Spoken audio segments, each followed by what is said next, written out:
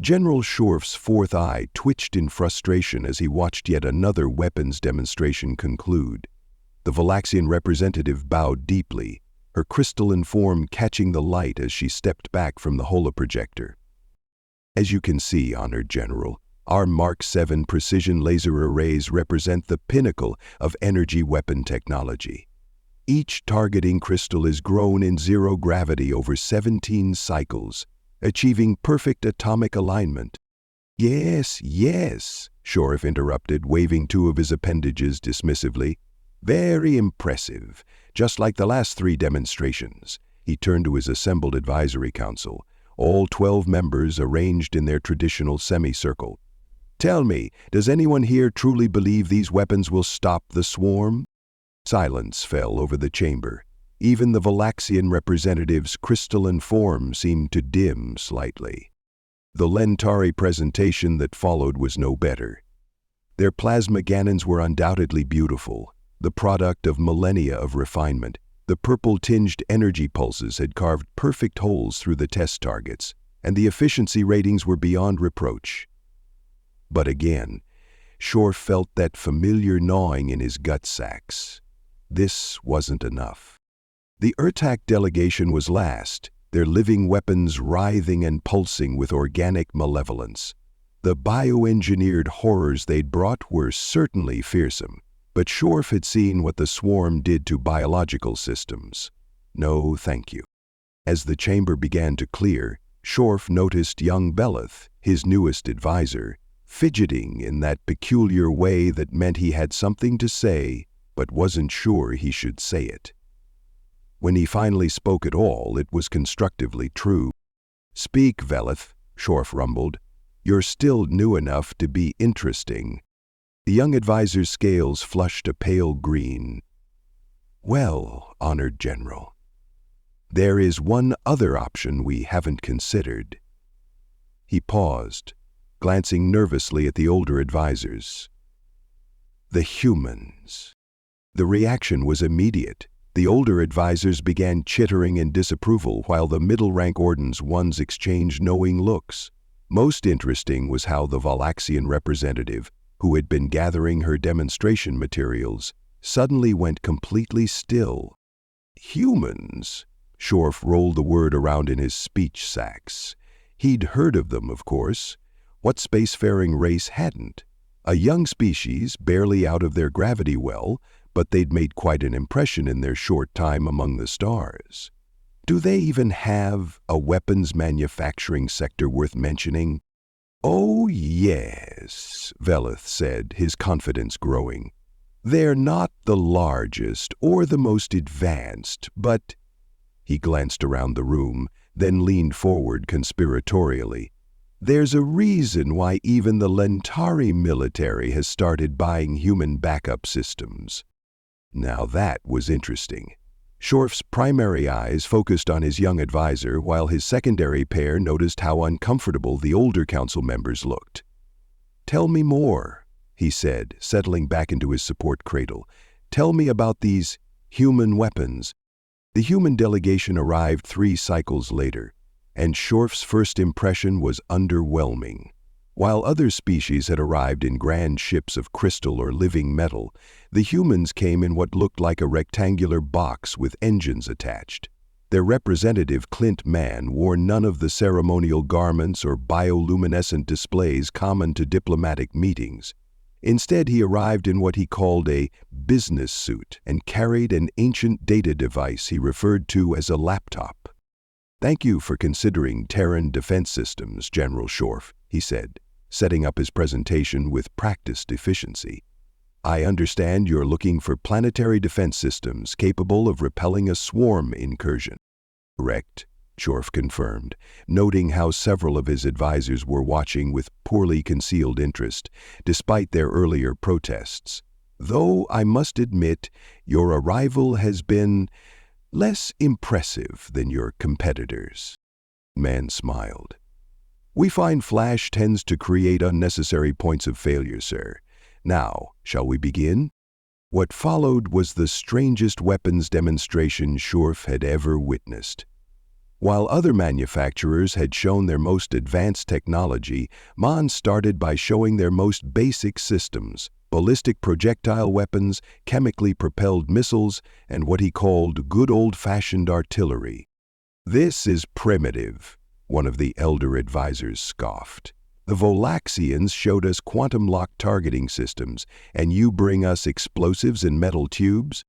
"Yes," Man replied, unperturbed, "because quantum-locked targeting systems can be disrupted by quantum interference. But you know what still works when all your fancy electronics are fried? A spring-loaded firing pin hitting a percussion cap." He advanced to the next slide. "Everything we make has manual backup systems, mechanical redundancies, analog fail-safes." Schorf leaned forward.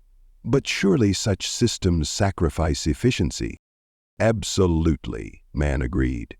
"Our best-case scenarios are never as good as our competitors, but war isn't fought in best-case scenarios.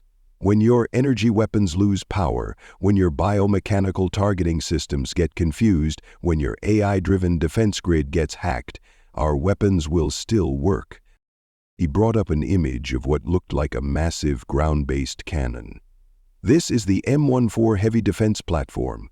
Note the backup targeting computer, and the backup for the backup, and the mechanical targeting system that can be operated by hand if everything else fails. Note the protective housing that can withstand electromagnetic pulses, nuclear radiation, and biological agents. Note the ammunition designed to function even if half its components are compromised." "But why?" Velith asked, his scales flickering with curiosity. "Why plan for so many failures?" Man's smile faded slightly.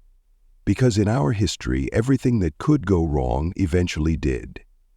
We learned the hard way that the universe is hostile and chaos is inevitable. Other species design their weapons for optimal conditions. We design ours for when everything has gone to hell." He brought up another slide, this one showing the weapon's internal systems. "Our competitors will tell you their weapons have a 99.9% success rate. They're probably right, but we assume every single component will fail at the worst possible moment, so we build accordingly. We don't sell you a weapon, we sell you a weapon wrapped in backup weapons, wrapped in emergency systems, wrapped in last-ditch contingencies." Schorf felt his gut sacs tighten with understanding. The swarm was coming, and it would bring chaos with it. And here was a species that planned for chaos, that built with failure in mind, that assumed the worst and prepared for it. "Tell me," he said, his 4 eyes fixed on Man, "how quickly can you begin manufacturing?" The swarm arrived exactly as predicted, but somehow even worse than their worst projections. Schorf stood in the Planetary Defense Command Center, all 4 eyes fixed on the tactical displays as the horror unfolded. The Volaxian laser arrays, pride of the northern continent's defenses, went dark in the first hour. The swarm had developed some kind of quantum disruption field that transformed their perfect crystalline targeting systems into so much worthless glass. The Lentari plasma cannons followed shortly after, their energy matrices corrupted by some new form of electromagnetic warfare that no one had ever seen before. De Urtak's living weapons actually turned against them, their biological systems corrupted by the swarm's adaptive viral agents. Schorf had watched in horror as the organic defense platforms began attacking their own controllers. But then something unexpected happened. Well, unexpected to everyone except, apparently, the humans. The M104 heavy defense platforms continued firing. Their targeting computers were fried, their power systems were offline, and their automated loading mechanisms were dead. But the mechanical backup systems, operated by hastily trained crews of Schorf's own people, kept working. The chemically propelled shells, requiring no energy matrices or biological guidance systems, continued to arc through the sky. The manual targeting systems, crude but functional, allowed his gunners to keep fighting.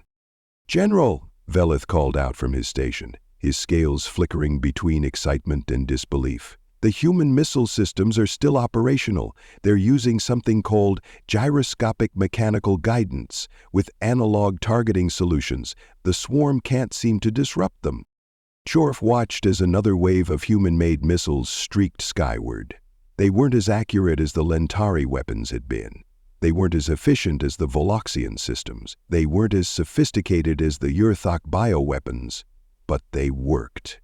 By all the ancient gods, they worked. "Message from the human advisory team," another operator called out. They say to check the secondary storage bunkers. Something about breaking the glass?" Shorf's memory flickered back to his last meeting with Clint Mann. He had insisted on setting up numerous backup caches of what he called last resort weapons, purely mechanical devices that required no power, no computers, and no biological components. At the time, it had seemed like wasteful paranoia. "Do it," he ordered. "Break all the glass." The battle that followed would be remembered for generations. The swarm had expected to face advanced energy weapons, sophisticated biological systems, and cutting-edge technology. Instead, they found themselves being torn apart by a devastating barrage of explosives, chemically propelled shells, and mechanical devices that seemed to belong to a previous age of warfare. Hours later, as the last of the swarm vessels retreated from the system, Shorf found himself in his private chambers, composing a message to the human weapons manufacturers. His claws clicked against the input surface as he wrote, "Your species' persistent paranoia and constant preparation for failure have saved my world. Your weapons are inefficient, inelegant, and at times seemingly primitive. They are also the only reason my people survived. We will be doubling our order, and I will be personally recommending human defense systems to every world in the Federation. Execution authorizes this transfer to be performed for at least 2 hours. The time will be spent defending your world. This consideration prevalence in the Federation exists." He paused, then added, "Though if you could make the next batch in a more aesthetically pleasing color than battlefield gray, my advisory council would appreciate it." The response came back almost immediately. "Glad to hear our equipment performed as expected under suboptimal conditions. Regarding the color, we'll include a can of paint with each unit. If the primary painting system fails, there's a backup brush in a sealed compartment." Shorf found himself doing the equivalent of a human laugh. Of course there was a backup brush. There was always a backup with humans. Always. Thank you so much for listening to this story. I hope you enjoyed it. Be sure to leave it a like and to subscribe if you'd like to see more. Feel free to comment and share it as well.